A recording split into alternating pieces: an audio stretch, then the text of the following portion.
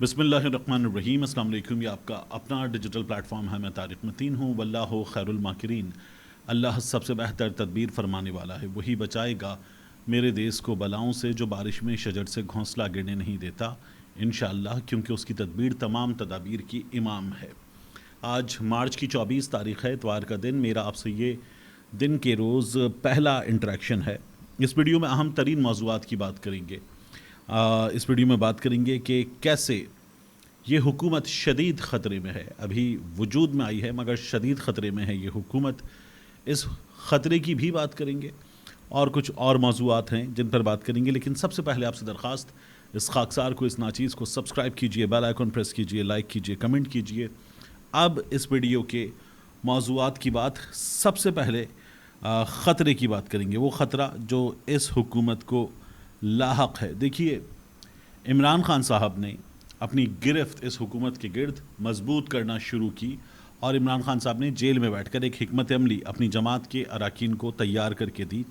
اس حکمت عملی کی روشنی میں پاکستان تحریک انصاف نے یہ اعلان کیا کہ وہ جلسے کرنے جا رہی ہے۔ یہ جلسے کیے جائیں گے رمضان میں بھی، رمضان کے بعد بھی، اور پھر پاکستان تحریک انصاف ٹیمپریچر بڑھاتے ہوئے، مومنٹم گین کرتے ہوئے اس مہم کو آگے بڑھائے گی اور ایک بامقصد بھرپور احتجاجی تحریک چلائے گی، جس میں پاکستان تحریک انصاف ممکنہ طور پر، گو کہ اب اس میں کچھ پرابلمز ہیں، لیکن ممکنہ طور پر فضل الرحمان کی جماعت کو بھی جو احتجاجی تحریک ہے اس میں شامل کر سکتی ہے۔ پرابلمز کیا ہیں ابھی میں آپ کے سامنے کچھ دیر میں رکھتا ہوں، لیکن عمران خان صاحب کی اس حکمت عملی نے اس حکومت کو جو ابھی وجود میں آئی ہے خوف میں مبتلا کر دیا۔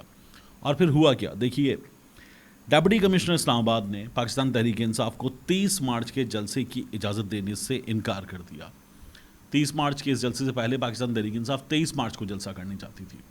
23 مارچ کے جلسے کے حوالے سے پاکستان تحریک انصاف کو اجازت نہیں ملی۔ اس میں معاملہ 23 مارچ کی تقریب کا بھی تھا، اور عدالت نے پاکستان تحریک انصاف سے کہا تھا کہ آپ اسلام آباد کی انتظامیہ سے رجوع کریں۔ اسلام آباد کی انتظامیہ سے ریجنل صدر پاکستان تحریک انصاف عامر مسعود مغل نے رجوع کیا، اور پھر ان کی جو درخواست تھی، اسلام آباد ہائی کورٹ نے کہا تھا 2 دن میں فیصلہ کریں، تو ڈی سی نے امن و امان کی صورتحال کو جواز بناتے ہوئے درخواست مسترد کر دی۔ اس سلسلے میں انہوں نے ایک لمبا چوڑا سا جواب پاکستان تحریک انصاف کے نام جاری کر دیا ہے۔ اب عامر مسعود مغل یہ کہتے ہیں کہ دوبارہ اسلام آباد ہائی کورٹ سے رجوع کریں گے۔ ڈپٹی کمشنر اسلام آباد نے ریجنل صدر پاکستان تحریک انصاف عامر مسعود مغل کی 30 مارچ کی جلسے کی درخواست سیکیورٹی وجوہات کا بہانہ بناتے ہوئے اجازت دینے سے انکار کر دیا ہے۔ اب سوال یہ ہے کہ اگر یہ حکومت پاکستان تحریک انصاف کو پاکستان کے دارالحکومت میں ایک جلسے کے لیے سیکیورٹی نہیں دے سکتی، تو یہ کس کام کی حکومت ہے؟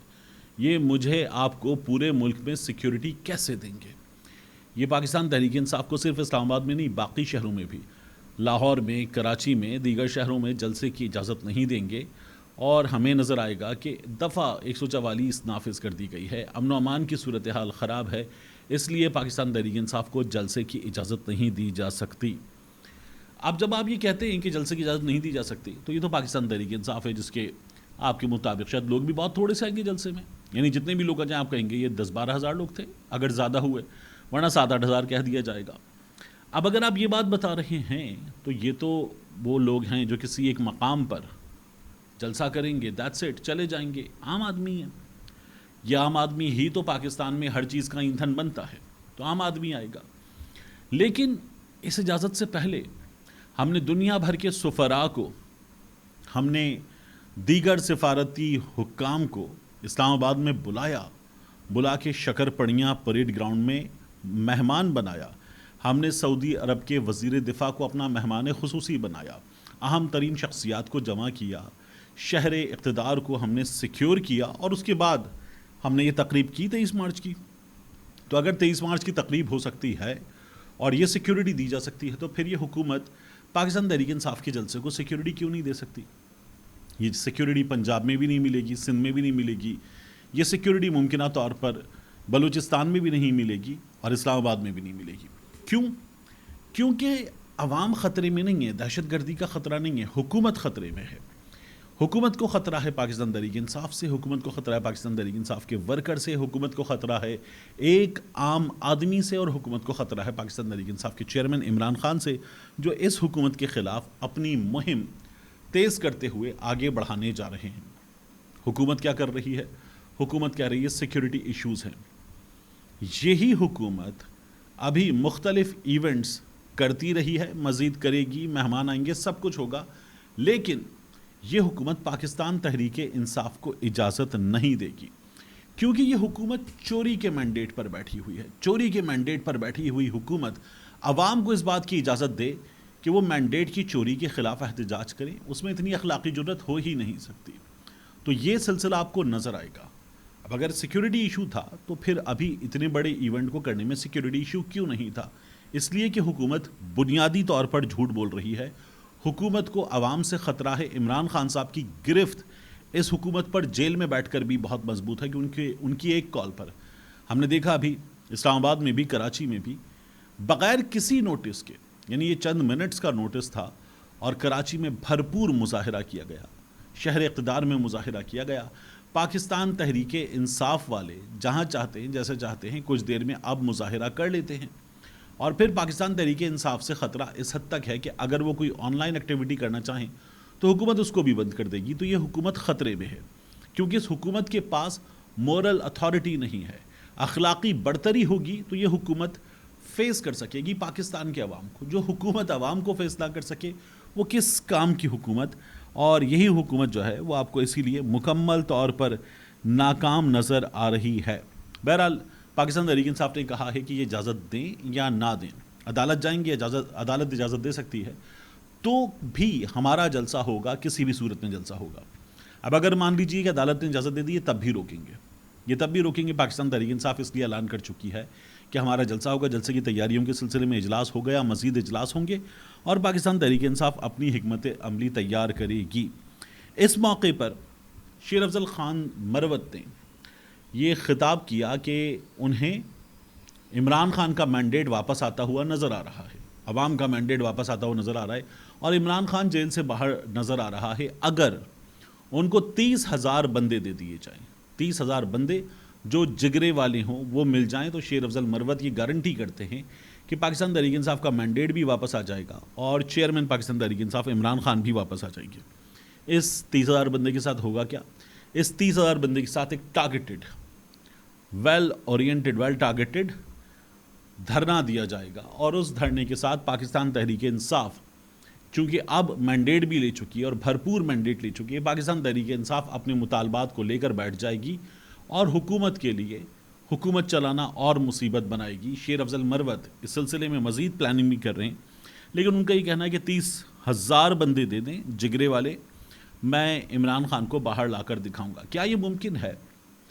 میرا یہ خیال ہے کہ اس وقت عمران خان صاحب سے جو بار بار ہمارے پاس خبر آتی ہے کہ بیک چینل مذاکرات، رابطے، 4 رابطوں کی خبریں تو آ چکی ہیں، وہ نصرت جاوید صاحب کی خبر ہو، وہ اس کے علاوہ دیگر صحافیوں کی خبر ہو، پھر اس کے بعد یہ خبر کہ بشرا بی بی سے ملاقات کی گئی، یہ تمام خبریں ہوں، تو اس کا مطلب یہ ہے کہ عمران خان صاحب سے رابطے کی بات کرنے کی کوشش کی جا رہی ہے، یہ مسلسل ہو رہا ہے۔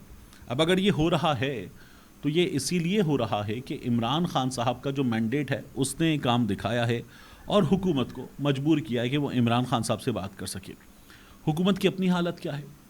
یہ حکومت مسلم لیگ نون کی حکومت ہے، جس میں پاکستان پیپلز پارٹی، MQM، کچھ چھوٹی جماعتیں اتحادی ہیں، لیکن مسلم لیگ نون کی حکومت میں مسلم لیگ نون کا اپنا کوئی بھی کارکن، MNA، اپنا کوئی بھی نون لیگی متوالا وزارت داخلہ کے منصب پہ نہیں ہے، وزارت خزانہ کے منصب پہ نہیں ہے۔ میاں نواز شریف کے سمدھی ہمیشہ وزارت خزانہ کا منصب سنبھالتے تھے، وہ بھی نہیں ہے، اور رانا ثناء اللہ کو میں نے آپ کو بتایا وہ کہہ رہے ہیں کہ ضامن ہیں یہ 2 فیصلے کہ حکومت کی صحت اچھی رہے گی، تو پھر آپ کو مزید سمجھ میں آ جاتا ہے۔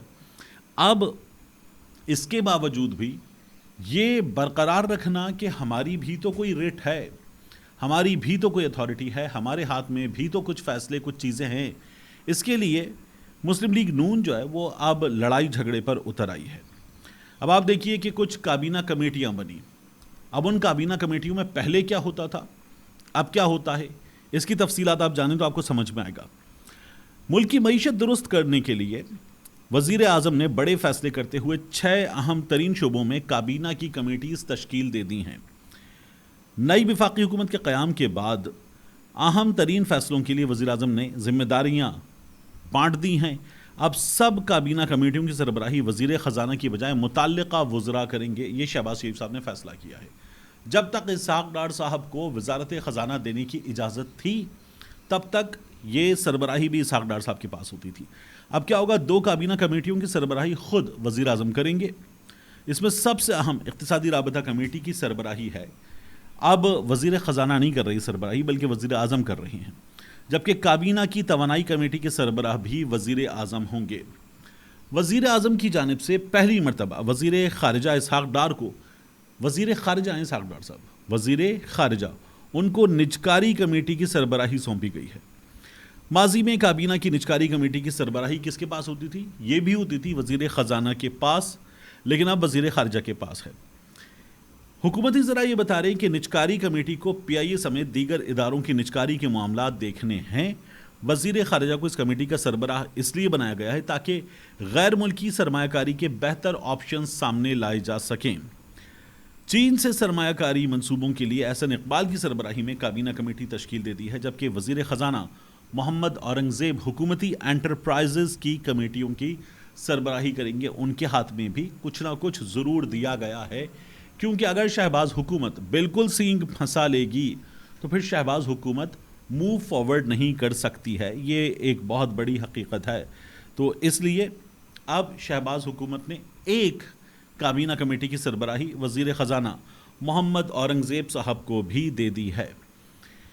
اب ان حالات میں ہو کیا رہا ہے کہ یہ ہمیں صاف صاف نظر آ رہا ہے، نئی حکومت کا غیر سیاسی قوتوں کے نمائندے سے پھڈا ہو گیا ہے، اورنگزیب صاحب سے پھڈا ہو گیا ہے۔ نئی حکومت جو اس کو پرابلمز پیش آ رہی ہیں، کیونکہ پہلے سیاہ و سفید کے مالک اسحاق ڈار ہوتے تھے، اور وہ اسحاق ڈار صاحب جو ہیں وہ نواز شریف صاحب کی موجودگی میں بھی بڑے اہم فیصلے کرتے تھے، لیکن اب ایسا نہیں ہو رہا۔ تو اس پھڈے کے بعد میاں نواز شریف صاحب کو دور رہنے کی ہدایت کر دی گئی ہے۔ ان سے کہہ دیا گیا ہے کہ میاں صاحب آپ ٹینشن مت لیجئے، یہ چیزیں مینج ہو جائیں گی۔ تو یہ میاں صاحب کو کہہ دیا گیا ہے۔ میاں صاحب نے کچھ مداخلت کی کوشش کی تھی، لیکن وہ کوشش کامیاب نہیں ہوئی ہے۔ اب آخر میں ایک اہم ترین بات، شاہد خان آفریدی کا معاملہ آپ نے دیکھا۔ شاہد خان آفریدی ایک ویڈیو کے ساتھ آئے، اس سے پہلے شاہد خان آفریدی نے کہا تھا ملک کے فیصلہ سازوں سے کہتا ہوں مل کر ایک ہو جاؤ، اور شاہد خان آفریدی کا ایک پرانا پیغام بھی وائرل ہو رہا تھا۔ لیکن موجودہ پیغام میں شاہد خان آفریدی نے جہاں عمران خان کو کہا کہ میرے آئیڈیل ہیں، میں نے کرکٹ ان کی وجہ سے کھیلنا شروع کی، وہیں شاہد خان آفریدی نے یہ کہا کہ مجھے اختلاف رائے کا حق ہے، اور ظاہر ہے کہ یہ درست بات ہے کہ ان کو اختلاف رائے کا حق ہے، لیکن اگر اختلاف رائے آپ کر رہے ہیں تو یہ تو جیداری والی بات ہے، یہ تو بہادری والی بات ہے۔ مگر شاہد خان آفریدی نے کیا کیا ہے؟ دیکھیے، پاکستان تحریک انصاف کے یہ جو رہنما سوشل میڈیا استعمال کرتے ہیں، بلکہ دیگر جماعتوں کے لوگ بھی، یہ سوشل میڈیا استعمال کرنے کے لیے انہوں نے کچھ نوجوان رکھے ہوئے ہیں۔ وہ سوشل میڈیا پر چیزیں پوسٹ کرنا، چیزوں کو بتا دیا گیا ہے کہ کن کن چیزوں کو ری ٹویٹ کرنا ہے، وہ کرنا کر لیتے ہیں، لیکن وہ اہم ترین ٹویٹس جو ہیں، جو مسلسل ہونی ہے، ایک ایک گھنٹے میں 2 3 بار ہونی ہے، ان ٹویٹس کے لیے بندہ رکھا ہوا ہے۔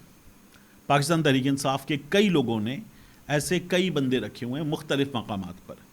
تو اسی طرح سے دیگر شخصیات نے بھی، جیسے کھلاڑی ہیں، ان کے اکاؤنٹس پر اگر آپ جائیں تو آپ کو نظر آئے گا کہ ان کا اکاؤنٹ مینج کون کر رہا ہے، یہ ان کے بایو میں لکھا ہوا ہے۔ شاہد خان آفریدی صاحب نے پاکستان تحریک انصاف کے ایک رہنما کے جو سوشل میڈیا اکاؤنٹ کرنے والے بھائی صاحب ہیں، ان سے رابطہ کیا ہے مبینہ طور پر۔ ان بھائی صاحب نے مجھے خود بتایا کہ شاہد خان آفریدی صاحب نے رابطہ کیا ہے، اور رابطہ کر کے کہا ہے کہ ہو گیا، میرے خلاف بہت زیادہ مہم چل گئی ہے، اب آپ لوگ میرا ساتھ دیجئے، میں کوئی آپ لوگوں کا دشمن تو نہیں ہوں۔ تو شاہد خان آفریدی صاحب نے کچھ لوگوں سے رابطہ کر کے مبینہ طور پر بات کی ہے اور اپنے لیے سفارش کروائی ہے، یہ ہوا ہے۔ اس صورتحال میں ہو کیا رہا ہے؟ پاکستان تحریک انصاف کے لوگوں کے لیے Imran Khan is every thing. تو قاسم خان سوری صاحب نے کہا، ایک بات ذہن نشین کر لیں کہ ہمارا لیڈر اور ان کی اہلیہ کئی مہینے سے بے گناہ جیل میں ہیں، ہمارے بے شمار نہتے بے گناہ کارکنوں کو سیدھی گولیاں مار کے شہید کیا گیا، کئی زندگی بھر کے لیے معذور ہو گئے، عورتوں کی عزتوں پر ہاتھ ڈالا گیا، چادر اور چار دیواری کی سرعام پامالی کی گئی. سینکڑوں بے گناہ بزرگ، عورتیں، نوجوان ابھی تک جیلوں میں ہیں. پاکستان تحریک انصاف کے لیڈر اور کارکن، صحافیوں اور حمایت یافتہ عوام کے کاروبار، فیکٹریاں بند کی گئیں، ان کے گھروں کو لوٹا گیا، ان کو نوکریوں سے برطرفی کر کے نان شبینہ کا محتاج کر دیا گیا. کئی لوگ 9 مئی کے بعد سے گھروں اور اپنوں سے دور دربدر کی زندگی گزار رہے ہیں. لوگوں کی ریاست کو دی ہوئی امانت ووٹ میں بدترین چوری کی گئی.